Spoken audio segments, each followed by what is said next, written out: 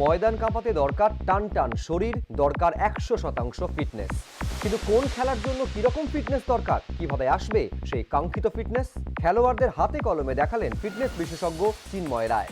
শুক্রবার ভবানীপুরে আয়োজন করা হয় একটি কর্মশালার। উদ্যোক্তা চিন্ময় রায় ও শহরের একটি মাল্টি জিম। উপস্থিত ছিলেন ঋদ্ধিমান সাহা, পৌলমী ঘটক, পি.কে. বন্দ্যোপাধ্যায়, অশোক মালহোত্র সহ ক্রীড়া ক্ষেত্রের বিশিষ্ট ব্যক্তিরা।